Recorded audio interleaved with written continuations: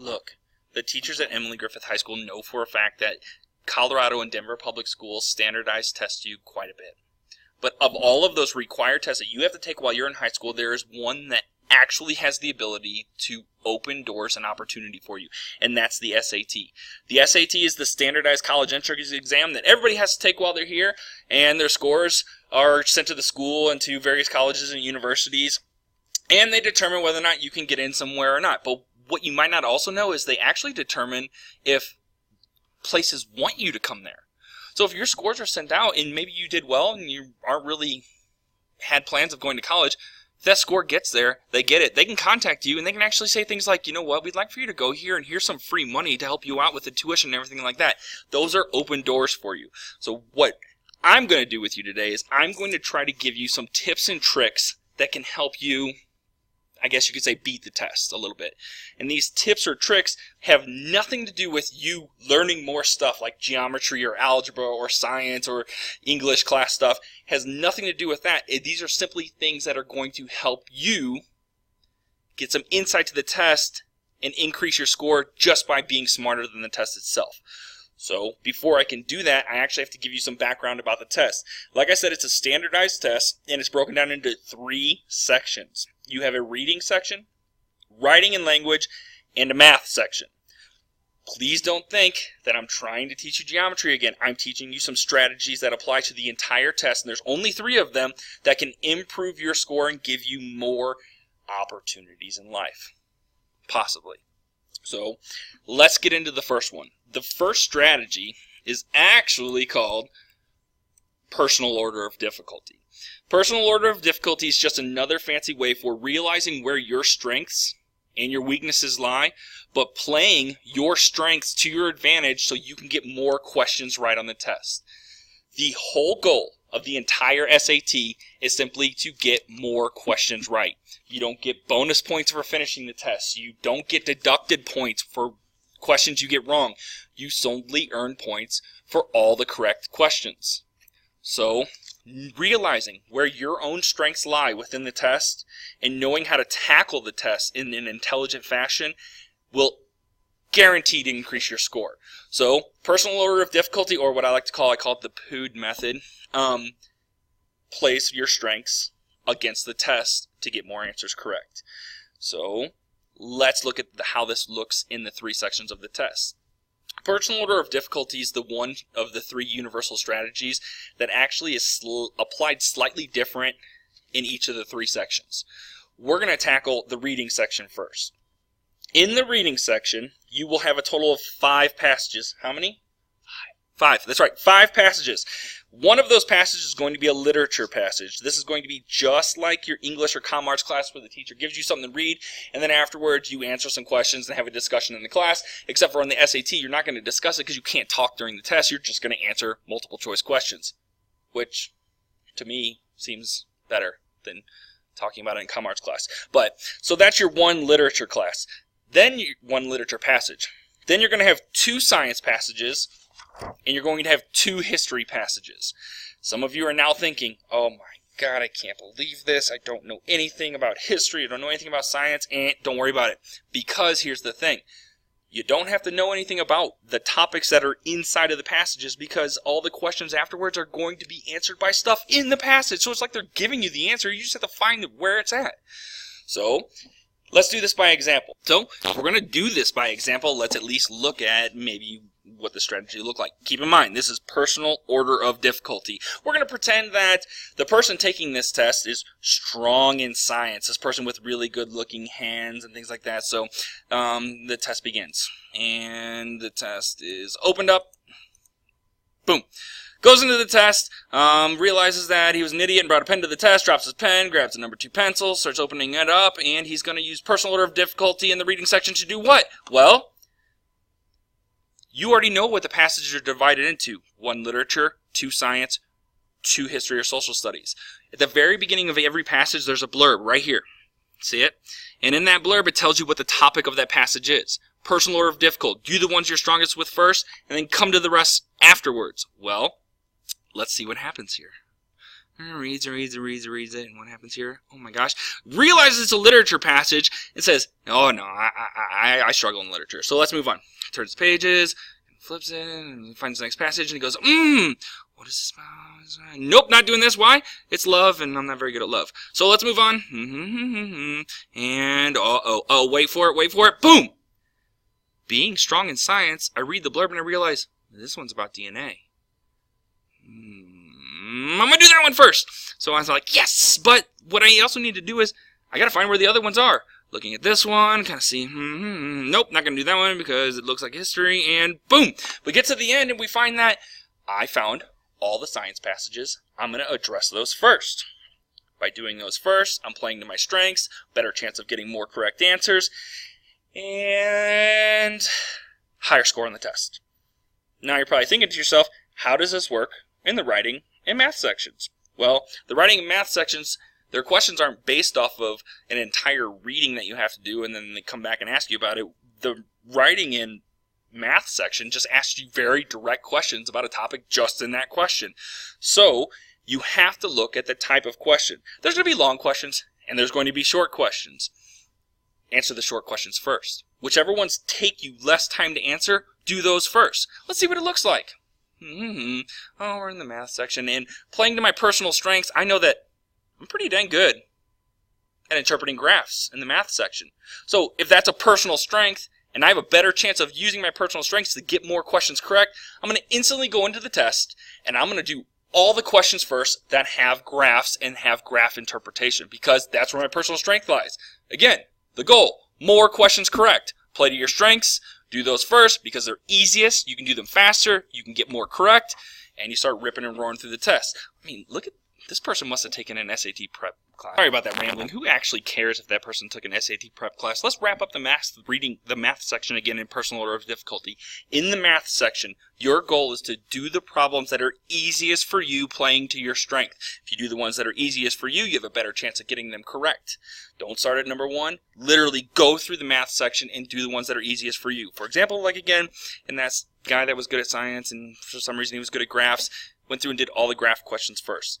Now let's talk about the goal in the writing section. The goal in the writing section is actually to figure out which questions are going to take you the longest to answer and do those last. The ones that are going to take you the least amount of time, do those first. The reason being is being able to get through more questions increases your chances of getting more of them correct. So let's take a look at what personal order of difficulty looks like on that particular portion of the test. So the person's now moving on to the writing and language portion of the test, looking through there, and you notice, oh, okay, ooh, this is a short one. Just find the place where it is and answer it, and then that one's kind of long, so I'm going to skip that one. And then, oh, this one's easy. Takes me right to the part. I can pick which one is correct here. Boom. And then, oh, another short one. More short ones.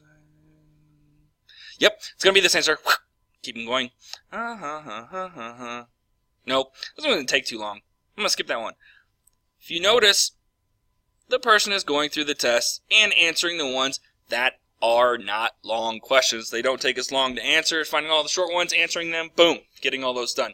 That's personal order of difficulty for all three sections of the test. All right, so let's sum up personal order of difficulty. In the reading section, you have to figure out the passages you're going to tackle first based on your strengths. You read the blurbs, you figure out the passages, you answer the ones that play to your strengths first, and then you move on. In the math section, you have to play to your strength in terms of the type of question. In the example that I did a second ago, that person was really good at interpreting graphs, so that he went through the entire math section and answered all the graphical interpretation questions first, because their easiest form has a better chance of getting more correct, and that person would have gone back and done the rest. In the writing and language section, the goal is to identify short questions and do the short questions first, skipping over the long ones and saving those for last. So, as a little bit of a reflective time, I would like for you to pause the video and think about the reading section. Which passages are you strong in? Which ones are you going to do first? Think about the math section. What kind of questions are you good at in the math section? Do those first. Come back to the other ones. All right, we're moving on to the second universal strategy that applies to all three sections on the entire SAT, and that second one is going to be called Letter of the Day. Letter of the Day is going to be your guessing strategy, or more so, it's going to be your bubble strategy for when you run out of time.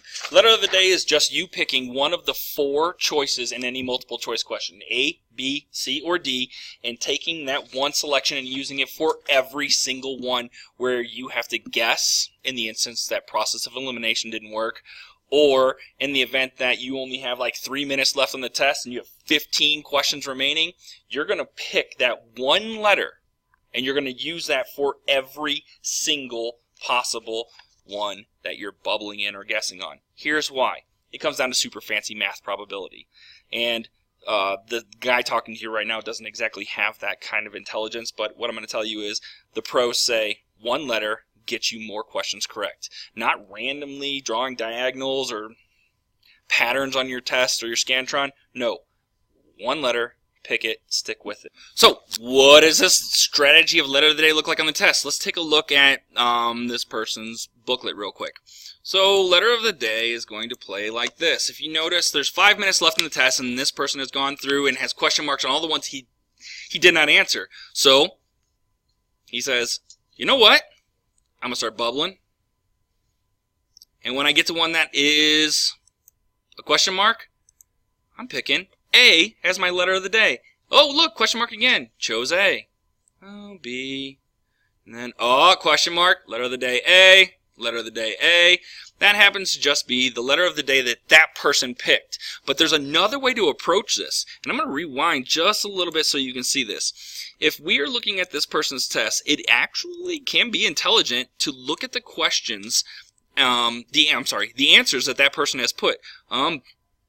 D, C, A, those were guesses, B, and if you keep going through the tests, you might notice that in this section, the person could have answered B and C more frequently. If that's the case, you can pick your letter of the day based on all the other selections in the test. So C and D, question mark, question mark.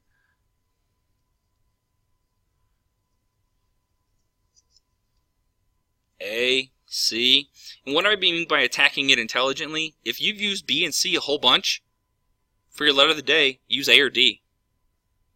But the key is, whatever letter of the day you're going to pick, make sure it's the same one every time. Alright, so if you have any questions about letter of the day strategy, now is a good time to ask your teacher.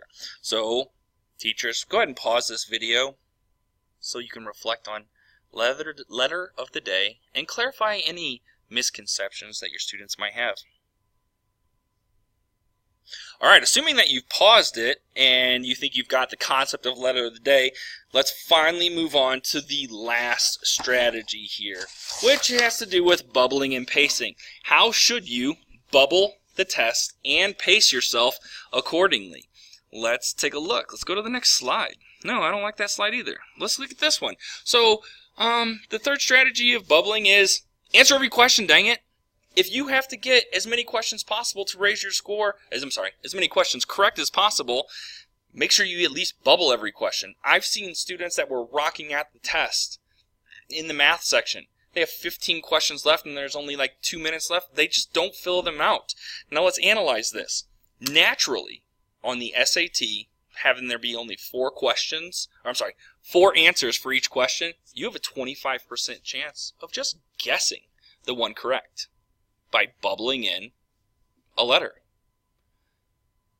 If you don't bubble in a letter, you have 0% chance of getting it correct. So this is like a no-brainer to me. Even if you can't answer the last 20 questions in the math section of the test because you just flat out didn't get to them, you pick a letter and you bubble them in anyways.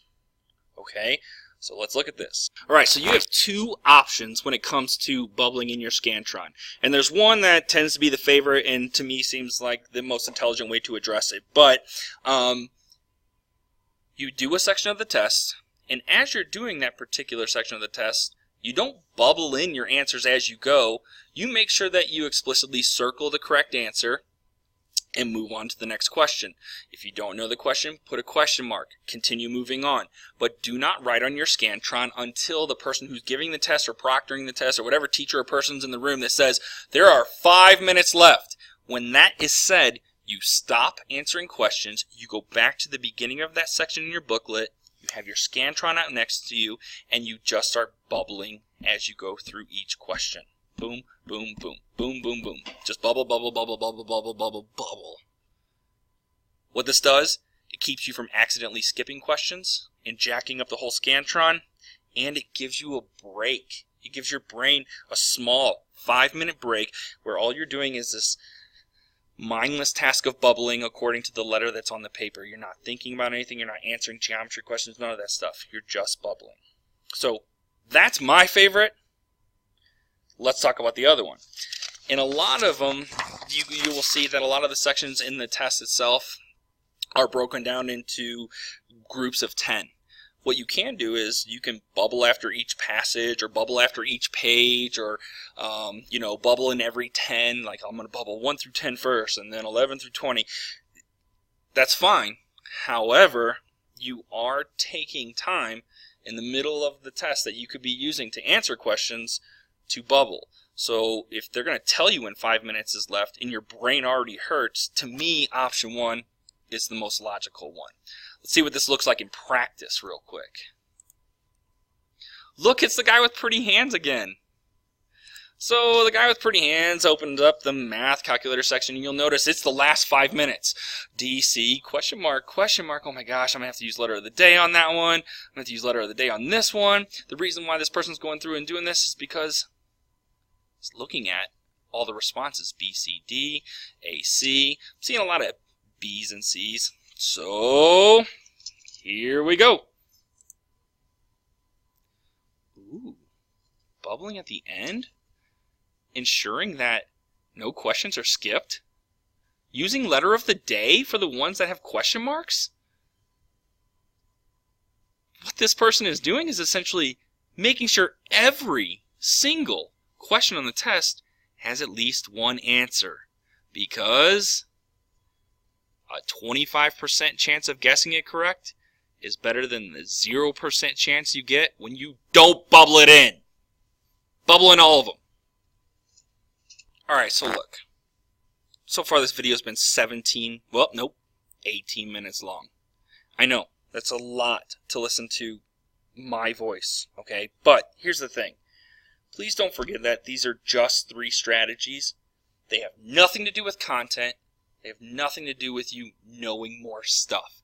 All these 3 strategies do are give you advantages to slightly beat the test and increase your score. So, as you've been discussing with your teachers, a good score in this test could open a lot of doors for you in the future. If you have any questions, please, please, please talk to one of your teachers, your counselor, Riffy, any of those people. And what they can do is they can give you as much information as you need about the test and why it matters for you and your future. It's not just a test, it's actually an opportunity for you to actually start opening doors for yourself, whether that it be intentional or unintentional. This has been a Matt Riffy production. Emily Griffith High School, 2K19.